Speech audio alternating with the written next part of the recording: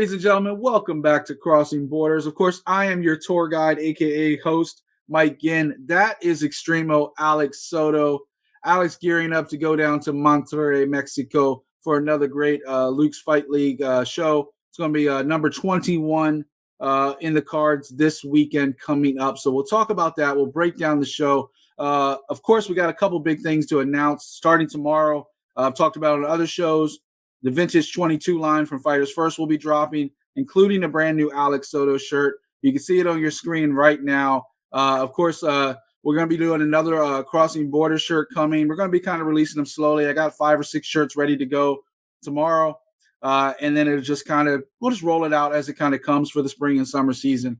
But we're going to be doing new shirts for everything, all that nice retro vintage style that people love. So we're going to be doing that. So that's fightersfirst.shop. Check it out. Of course, subscribe to the network. You know the deal. Hit that subscribe button, hit the like button, and leave a comment. Now, Mr. Soto, you're getting ready to hop on a plane this week. Go down to Monterrey, Mexico for a big fight show. You hyped up for number 21? Dude, I'm always pumped up, and especially going to Monterrey, Mexico. I think it's just a fun place to go visit. Home of the cricket tacos. Oh yeah, no, that was Mexico City. That was Mexico City. You're right. But since we're on the topic, I love that you announced the retro shirts, 2009, like the 09 on the shirt. I think that's really cool, man. I think it just brings. I had to do some digging to see where your debut was because it wasn't a very popular show. Yeah. What was it? Was it Cage Warriors or no? I'm sorry, Cage Warriors. It was California Cage something or Gladiator Challenge. That's what it was. Gladiator Challenge, High Impact. That's right. So it's funny that you brought that up because in 2009, it brought me back. I was supposed to debut against Robbie Peralta. Oh, wow. That was going to be my debut fight, man. And my coach, Manny, had just called me and was like, Alex, you want to fight tomorrow? And it was like one of those, last day. Because I've been, was in the amateurs and I was getting ready to go pro. And so he calls me one day and he's like, hey, let's go. It's one of those Indian reservation casino fights, right? Yeah, Palma Valley. He goes, let's go. We'll get you in a fight, and we'll get you started. And when we show up, it was supposed to be Robbie Peralta, who was a fighter, who's like a well-known guy. I don't know how much Robbie had fought back then, but it was he had 8 fights or something lined up. He had already fought, guys, and I was ready to fight him too, man, because you don't know anything when you're 09, 2010. Yeah, he was kind of a big deal. Yeah. So during that time, it's like, well, my coach is like, whoa, wait a minute, you're not gonna fight Robbie Peralta. Like, what the fuck? This is Alex is doing his debut. Somehow I don't know how it was. We never knew who my opponent was until I walked into the cage, and that's how I got my first fight in the cage professionally with some kid there that was on the just like me, got called at the last minute. That kind of reminds me of that story you told about setting up the fight in Tijuana for your friend or the person you knew. Yeah. But yeah, Gladiator Challenge. You fought Chris Dixon, Palma Valley, California. Yeah. Oh man, 2009. I didn't put Chris Dixon on. I didn't put Chris Dixon on the shirt, but it does have that Palma Valley 09 on there. As all the vintage 22 line will have their all the fighters will have their pro debut date on there in the city. Yeah. So Shedrick Goodridge has his Atlantic City 2010. Nice. Brandon Catino has New York City 2016. So I'm gonna be, I got to dig in the archives a little bit for some of you guys, but because y'all been fighting a long time. But yeah, 2009, dude, it feels like it was just yesterday. What happened? You got old. Vintage. Yeah, now you're vintage, and it's kind of like that Mike Tyson style shirt. So it's kind of what you were looking for. So yeah, I love it, man. I love it. Can't wait to get it. Awesome. We'll get on to that, but we got some business to take care of here, Alex. Talk about LUX Fight League 21 coming up this weekend. Headlined by the ladies. We already talked about a little bit last week. Daniela Villasmil going up against Victoria Alba. What do you expect from this main event for the Flyweight Championship? I would like to see this Daniela Villasmil kind of take it from Mexico. It's Mexico versus Venezuela, which is also really cool that you don't get to see a lot. But I like to see a lot of that wrestling that Daniela Villasmil has, and that going up against Victoria Alba, who's like a Muay Thai champ, who's got a lot of experience in that. So I think I'd like to see a little bit of Daniela Villasmil's striking game into this fight. I want to see how well she performs under pressure. I mean, she just, she's doesn't have a lot of background in mixed martial arts, I should say. Like, this is only her second fight going to the final. So it's a big asking to take on Victoria Alba from Venezuela with as much as experience as she has. Well, it's a third fight in LUX. It's her fifth fight overall. But and we talked about it last week, what to expect out of her, because her first loss when she fought Jimenez back in 2020. Yeah. All she did was circle to her right. Like literally for 3 rounds, she'd circle to her right. She kind of found her wrestling late, but it wasn't enough to win the fight because Jimenez just literally, she was more of a more experienced fighter, just stood there. And even though Jimenez is one of those women that didn't have a record, she had been fighting for a while type people, and she just stood there. And it was kind of reminded me of the whole Carlos Condit, Nick Diaz thing, like where Diaz was controlling the pace, but Condit was landing. But in this case, Jimenez, every time she'd come in, Jimenez would like light her up. And so you had Villasmil trying to like hit from the angles. And then you saw her go into Luke's Fight League, and what does she do? All of a sudden, now she starts coming forward, right? Yeah. But those weren't against strikers. Those weren't against somebody like Victoria Alba. So now we're looking at somebody who can light her up again. And now I'm wondering, are we going to see the aggressive side we've seen the last 2 fights, or is she going to go back to like trying to be strategic about it? And I think she's got to find, we talked about it last week, she's got to find her balance, right? Yeah. She has to find where she's comfortable and that's successful. So hopefully this fight, I always kind of relate it to like a basketball game, right? Like if you miss a shot and it goes left, then your next shot probably is going to go right because you're trying to overcompensate for it. And at some point you try to, get it back in the middle to make the basket or kick a field goal, whatever analogy you want to do in sports. So she's got to line it up. Mike, I'll tell you this, Mike. I think so. Whenever I fought wrestlers before, and let me tell you, it's like it's a nightmare.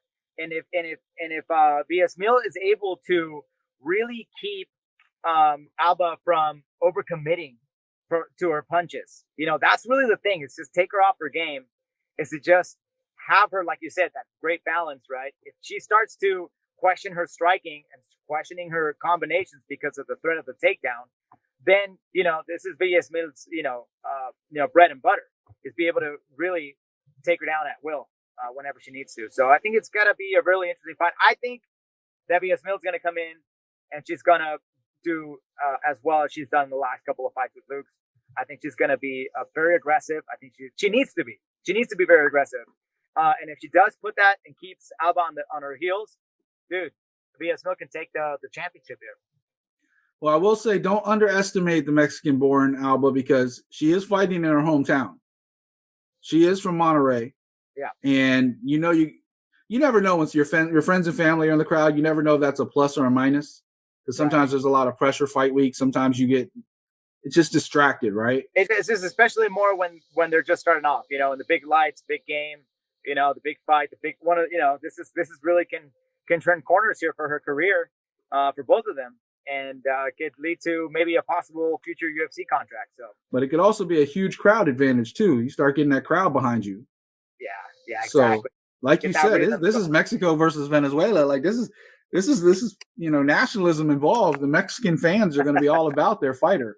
And so, especially in their hometown. So it could be an advantage. So it's going to be a fun fight. And I think if Villasmil can mix in her wrestling, I think she can win. I think if she tries to stand and bang with Alba, it might be a short night the other way. So we'll see. We'll see. That is the main event at LUX Fight League 21.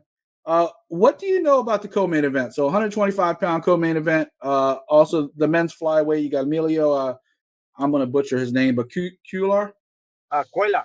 Cuellar. Versus Jorge Calvo Martin. What do you know about these guys?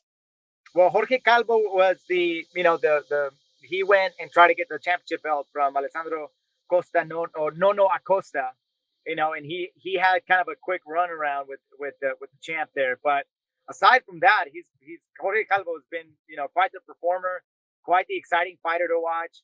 He has a very awkward stance. The way he fights is just he's problematic to a lot of different styles. And he's going to be taking on Emilio Cuellar, who is a stand and bang kind of guy from Mexico, like your typical guerrilludo guys that are like sit there, stand and bang. And I think Jorge Calvo's got a little bit more of the jiu-jitsu into this, so it's going to be stylistically, it's going to be an exciting matchup because of how awkward Jorge Calvo is. He's just a really awkward stand-up, awkward ground game, and I think it's going to be some trouble here for Emilio Cuellar. If he can figure him out, he might be able to put him out early, just like Alessandro Costa did for the championship bout at 125 pounds. Yeah, so Cuellar's finished 2 out of his 3 opponents in LUX. He's got 2 stoppages. The last fight was a split decision win. And for his part, Calvo's bounced back with a win against Jesus Gutierrez with another rear naked choke. It's just your traditional striker versus grappler, right? Like, if he gets his hands on him, it's a situation Cuellar's not familiar with. But Cuellar's 7-1. He's an up-and-coming prospect. He's, they're trying to groom him probably to be the next challenger for Casa. So this is make or break for him, because if he wins against a former title challenger, he's probably next in line. Because I really don't. We talked about this a couple episodes ago. I don't know what's next for Alessandro, because he's going through everybody. So yeah, this might be the guy. Yeah, dude. I think Alessandro Costa's got so much talent. I think he needs to get signed up for the UFC, man. And especially like, how light is the 125 division in the UFC? I feel like they don't have a lot of heavy hitters there. I mean, I talked to you about it off and on with different people. Everybody seems to have a different take on the UFC flyweight division, right? Because you sit there and you look at the top of the division, right? You got Davison, Figueiredo, and Brandon Moreno, now about to probably have a quadrology, whatever you want to call it, right? Yeah. They've had some of the most exciting fights in UFC history. Yeah. Like, so the division has the spotlight on it, right? Right. And then you got fighters like Alex Perez and Alex Pantoja and Brandon Royval and Kai Kara France. And it's a relatively deep division. Sure. But none of those guys are really carrying a pay-per-view except for the top 2. Yeah, exactly. And even last time, the trilogy was the co-main. It wasn't even the main event on the card, because I believe it was on the Ngannou card, right? So so they're always going to take a backseat to the bigger guys in the USA. Like the bigger guys are always going to get the main event. It's just kind of the way it is, unless you're a Conor McGregor or something like that. That's going to go big name. But that's a cultural thing. I don't know. I don't necessarily think that that's really like a defining thing that I think we're kind of like submitting ourselves to, because I mean, they used to say it all the time until Uriah Faber came on the scene, and putting up numbers on pay-per-view, and he was fighting at 135, and he was still putting in numbers right before he retired. So, is he retired? I never know if Faber's retired. Yeah, and he still crushes it, man. That guy is crazy good, man. It's ridiculous. So when I see guys that are, when I hear that term, well, we're always going to give it a backseat to those guys. I just think we just haven't had that guy. And I think Brandon Moreno has been that one guy that has gotten like the attention of the flyweight division. Maybe not to the high pedigree of Triple C, who's got all the check marks and everything, but he never came up to kind of like those aspiration and kind of the how much people love Brandon Moreno, for instance, and I think Brandon Moreno's bringing that kind of I think he's the bigger name out of all the flyweights right now. Yeah, and to kind of go back to our point, I think when it comes between the flyweight division being a draw and being somebody that Casa can come in and compete, I think he can compete right away. Would he have to go through a few names like veterans like Tim Elliott and Matt Schnell? Sure. Would he have to go against some young guys like Brandon Royval and Kai Kara France? Absolutely. Like, the division is super deep. Like, we talked about this with Jose Shorty Torres. Like, the division is really deep, but you just don't know the names. They've always been there. Yeah. But you don't know names. But that goes back to like Mike Tyson versus like say Floyd Mayweather argument, right? Or Roy Jones Jr. if you want to compare eras. Everybody's going to sign up for the Mike Tyson pay-per-view, but they might miss the greatest fight in the world with Roy Jones Jr. Like, Right. It's just a matter of what draws the attention to the American audience, and it's always been, for right or wrong, it's always been the big guys, the big gladiators. And these little guys have stole the spotlight. I'll go back especially to Demetrius Johnson. Demetrius Johnson kind of changed the game a little bit when they created that flyweight division for him, basically, because he was a little too small for 135, right? He was struggling with like the Dominic Cruzes and stuff of the world. They created that 125-pound division, and him and Joseph Benavidez basically went toe-to-toe over and over again because there was nobody else. Eventually, Henry Cejudo lost to him once, came back, got the win. But even then, they thought the division was dead until Brandon Moreno and Figueiredo kind of revived it a little bit. Yeah. So, and I'm sorry, people at home. I know I hear a little choppiness in the background. I'll try to edit it out a little bit as we go. Oh, there it goes. Thanks, Alex. Anyway. Yeah, I don't know what it did. I think it's just probably the microphone opening up to the elements.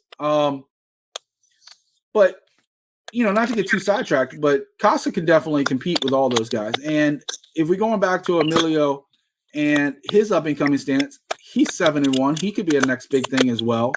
I don't want to get too sidetracked on the whole UFC because that's not what we're here to talk about. But right. The flyweights definitely they're exciting. Like these smaller fighter divisions are so exciting because they're so fast and they're so like all over the map. You have strikers, you have grapplers, you have submission skill. It's all over the map and it's so much fun. You don't have a lot of quick stoppages because a lot of these are like 3-round wars, 5-round wars. So It'll be fun. Who do you think takes the win in that one? For this one, man, I'm gonna lean towards Calvo. Only because Calvo, I should say, excuse me, he's not from Brazil. But Jorge Calvo is he's just got I just think he's got more weapons coming into this fight. And you always want to go with somebody that has more of an arsenal. It doesn't have the puncher's chance per se, for lack of a better term. But I think Calvo takes this one. But if Emilio Cuellar gets through Calvo, I think bam, we got ourselves a future exciting matchup and contender against Alessandro Costa. Well, I think if he already got stopped by Costa, and that's a guy not necessarily known for his, I mean, he does do the ground and pound because he uses his jiu-jitsu to set up a lot of that stuff. But he's also a grappler, and you get stopped by a grappler like that. I really would wonder what happens if he gets caught by a true striker like Cuellar. So I think it's going to be another fun fight. I think it's a good matchup by the matchmakers for that one. And just to get sidetracked before we go on for further in this card, what do you think of Brandon Moreno now jumping camps? Because after he lost the Figueiredo fight, he left his camp Tijuana. He's moving to Las Vegas. Yeah, I did hear that. I wanted to reach out to my friends out there and Anthem Gym, see what's up with that. I'm sure everybody got sick of answering that question, so I just I'll figure it out eventually when I head down to Mexico. So I'll give you the inside scoop on that when I come back. But I personally think it's a good thing to do.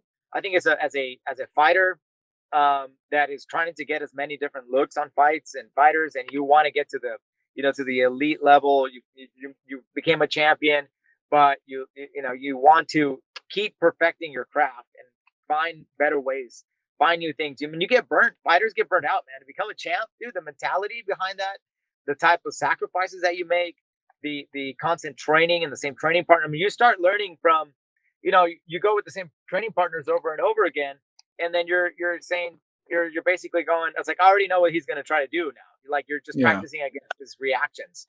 So, seeing new faces, younger blood, a whole different, place to get outside of your comfort zone.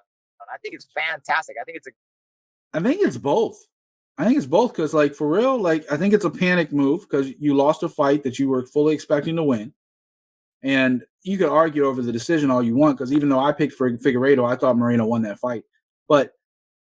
And then all of a sudden he's moving. Was the move planned beforehand or afterhand? That's kind of the question. It's always good to get new training partners, get new looks, get more experience, get different looks from some of the best in the world. That's always a great thing for fighters. I mean, every fighter in the world has trained with different partners to get better. So that could be a good thing. I'm just kind of worried it might be a panic move because he lost, and all of a sudden now he feels like I have to reset, I have to fix something. But I don't think anything was broke. I just think it was just a tough fight that he came up on the short end of. So I don't know. Okay, so moving on, we got some other fights on this card. Irvin Amaya versus Jose Aurora, both up and coming fighters in the bantamweights. What you know about these guys? So Irvin Amaya is one of those guys that I like to talk about because he's got all kinds of he's got lots of skills, man, and he's got that ability to know where he is in space inside of the cage. He's got really good cage presence. I mean, he's really smooth, man. You know, they tell you, be like water, my friend. He's got that kind of, and he's got that Bruce Lee fucking mentality. When he's in there, dude, he looks like he's flying. He looks really comfortable. He's got all tons of confidence, man. He's one of my favorite guys that I like to watch. And he takes on Jose Rhoda, who's tough as nails too, man. So this is going to be like, a finesse type of athlete, which Irvin Amaya is, against just a brute force with Jose Rhoda. It's going to be a fun fight, man. This one, I believe it's going to be fight of the night contender. And then, and winner of that, I don't know, I'm going with Irvin Amaya. Will take on the winner of Pedro versus Kevin Morales, which is on, one down on the fight card. Yeah, and we talked about that last week a little bit. I love some Pedro Pena. El Cholo, he's just fun. Like but he's sneaky. He has skills that you don't know he has, because like the little, like we talked about it last week, that little inside trip, and just some of the things he stays in control. And he's like a shark in water. When he smells blood, goes for it. So Pedro, we already talked about that one last week. Pena Morales is going to be a barn burner. One of those two fights definitely could be fight of the night. Who do you think wins between Pena and Morales? I'm gonna go with Pedro. El Cholo is gonna take this one on, and I'm saying that because he's like, because he watches the show, very unorthodox. He likes the show, and also it's just I just think he might have that over Morales, but we don't know, dude. Kevin Morales is tough as nails too, and he's a lot of fun to watch as well. So we'll see how this one plays out. But I got my eye on Irvin Amaya and Pedro Pena. Regardless who wins those fights, I want to see those two fight each other. I think that would be an excellent matchup to put together. I'll talk to Andrew Briones, see if he's got that in the books. Pena's got a little bit more experience than Morales too, so a little bit edge there. One other fight I want to kind of highlight, the big guys. It's the only one on the card, and a couple of big guys. It's 170 pounds. It's not that big. But the welterweights, man, Abuerto's got the ability to put anybody's lights out. I like the kid. I think he's exciting. What do you think happens with him and Martinez? Man, I know Abuerto has like, he's like so tall, so crazy tall. He's problematic, man. His jiu-jitsu is awesome to watch, man. So this one's gonna be tough. It's hard to tell because Mario Martinez, we haven't seen him. I think he's 1-0 coming into this fight. 1-2. 1-2. So officially, things aren't looking. You know how these things work. Yeah. Things aren't looking so good on paper for Martinez, but I could tell you that Anor Abuerto's got the style. He's got the fan base in Monterrey and in Mexico City. They go support this kid wherever he goes. And he looks just like Tarzan. That's his nickname, by the way. Yeah. And so they're all with Tarzan. But anyways, cool dude. Same as well with him. I think he's got that spark that we're gonna see, very similar to Bam Bam Venezuela when we saw his career kind of grow in for LUX and the brand. I think this kid's the next face for LUX Fight League as he goes up in 170 pounds and really starts. He's a lot of trouble. He's very young. He still has a lot to learn, but he's got a bright future. I think if he sticks to the sport, he could get into the UFC. Yeah, Martinez has gotten knocked out the last couple times, so whether it's on the ground or whatever, I think this is kind of set up for Abuerto to kind of like continue going up the food chain. Like, this is just a good, tough fight, good test, just another level. Right. Before we get out of here, any other fights on the card to kind of stand out to you? Yeah, dude, the go-to. You want to get an exciting fight? Luis Rey Gallegos, the man is coming back. The 30-something-year-old who's like Jorge always fun to Manzano. watch is going to be taking out Jorge Manzano. Again, another very hardcore veteran that Yeah, we just talked about him fighting Pena. Yeah. Yeah, exactly. So he's just, I mean, that's a great fight, great matchup. Just fireworks, man. Mexican style of fighting, stand and bang, staying in the pocket, exciting matchup, you know. So not a lot of big guys in this LUX Fight League event on this one. You know, we got Abuerto to keep an eye on that kid. But the rest are just going to be, you know, very technical Mexican style, you know, stand and bang, really exciting fights like we're used to seeing with LUX Fight League. Yeah, it should be a really fun card. Of course, this weekend, Alex will be traveling, so we won't see Alex till he gets back next week. I just don't want to deal with his schedule. It's just we're all over the place, man. I mean, we've recorded in an airport, we've recorded in the hotel. We've seen him pretty much beachside at a little cabana outside the hotel, getting his breakfast.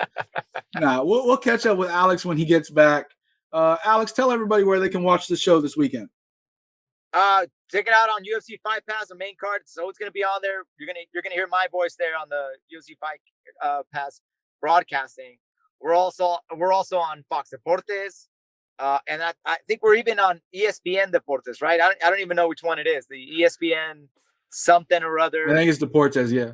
Deportes, yeah. So it's a lot of fun, man. You probably won't hear my voice on that one, but for sure on UFC Fight Pass, check it out. Great fights, action packed. So stay tuned, guys.